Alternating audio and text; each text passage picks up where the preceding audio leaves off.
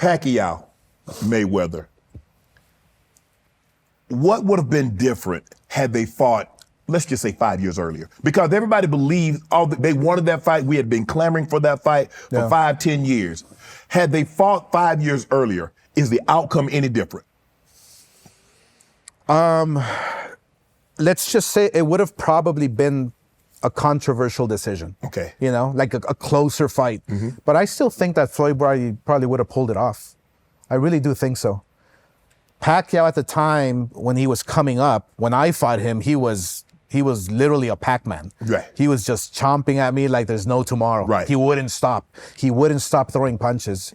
That Pacquiao probably gives Mayweather a better fight. Wow. Yeah. I don't know if he wins, but he gives him a better fight. Right. Yeah. And so you feel this fight happened a couple of years? A little too late. You know, you want to see a back and forth, and you want to see, evenly matched on paper. When we saw it live, I mean, as a fighter myself, I know exactly what's going on with the fighters mentally and physically, and Pacquiao wasn't the same. And you can make the argument for Floyd as well. Right. You know, at their peak, I still think that Floyd would have won the fight. When you fought Pacquiao, I think they stopped the fight. Yeah. In the 8th round. I didn't come out for the 9th. Yeah, you didn't come out. You're right. You didn't come out.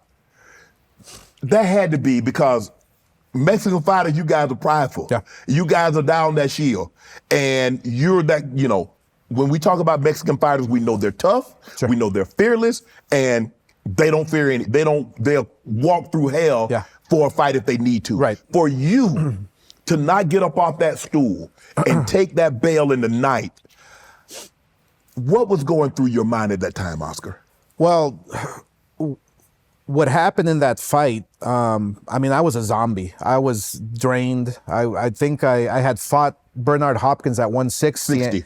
And then I said, let me dare to be great again and fight this young kid who they're talking about at 147. I literally weighed in 144 for that fight. And I was a skeleton. It was too much. So I knew in my head that it was over for me. The first round happened. He punched me. I couldn't throw back. My instincts weren't there. My fast twitch muscles weren't there. And every single round, if you watch my documentary that came out on HBO called The Golden Boy, it explains to you what I was thinking, what I was feeling. I literally wanted to die in that ring. In the 8th round, everybody was going to stop it, okay? Or the 7th round. One of those rounds, everybody wanted to stop it, including the referee, the trainer. And I said, no, I want one more. Because in my head, I was thinking, if he punches me, maybe I won't wake up, Were there some other things going on that you wanted to die in the ring? Of course. I wanted my whole life to die.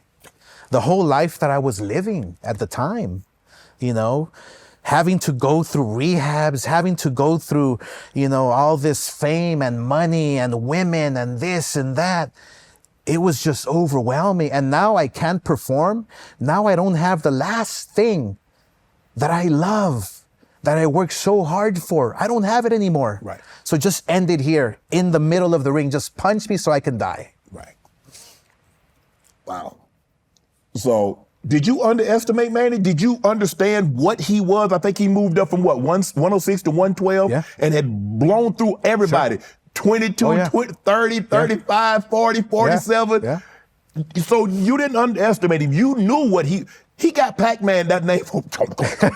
He got that name for a reason. Oh yeah, I underestimated him, but it didn't matter.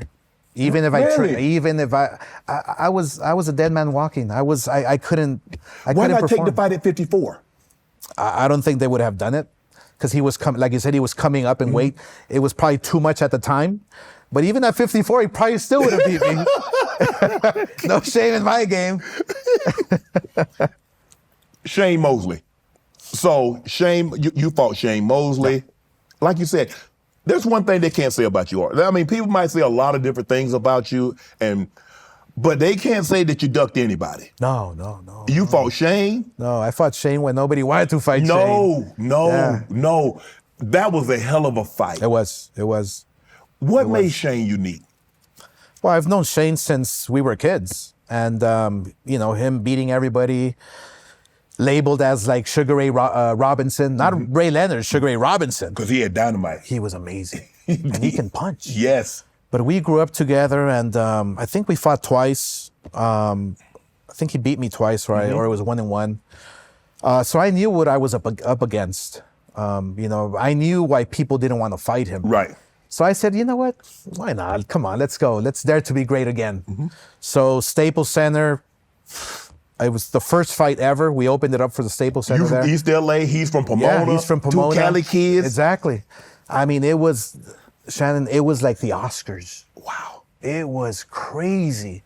And I mean, I was starstruck just watching everybody in between rounds, like who's there.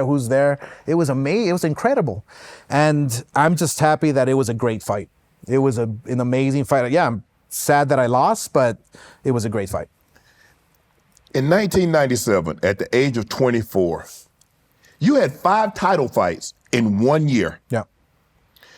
You beat Miguel Gonzalez, yeah. Sweet Pea, Yeah. Camus, Camacho, Yeah. Wilfred Rivera. Yeah. Will we ever see a fighter fight 5 fights in 1 year again? Forget. Yeah. I ain't saying no, we're not gonna see title fights. Sure. But will we see a boxer fight 5 times in one season? At the elite, level? Yeah. At the elite level? Yes.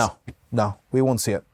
We won't see it. It's one thing about boxing that's taken place over the years, and maybe it's the Floyd effect, who knows?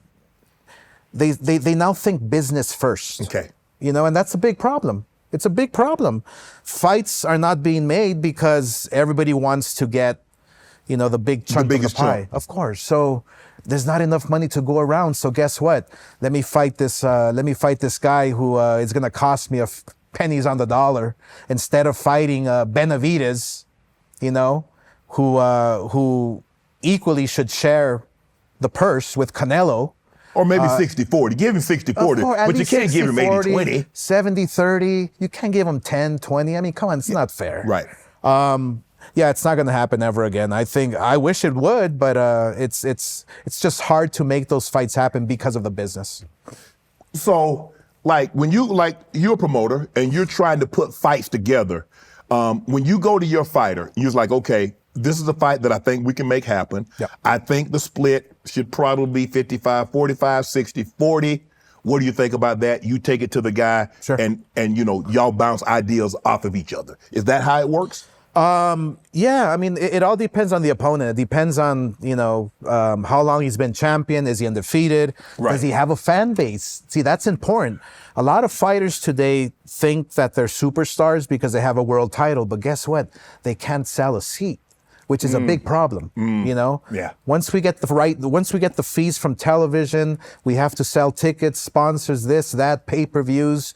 Well, guess what? Maybe because you don't sell, I'll give you a salary. Maybe I'll give you a flat fee. Right. And it's going to be the biggest purse of your life, but you are not quite ready to make those pay-per-view dollars, you know? Want to join Club Shay Shay? Become an official member by hitting that subscribe button, where you never know who's going to be joining us for drinks and conversation. Don't be late to the party because you know we like to do something before 2 something.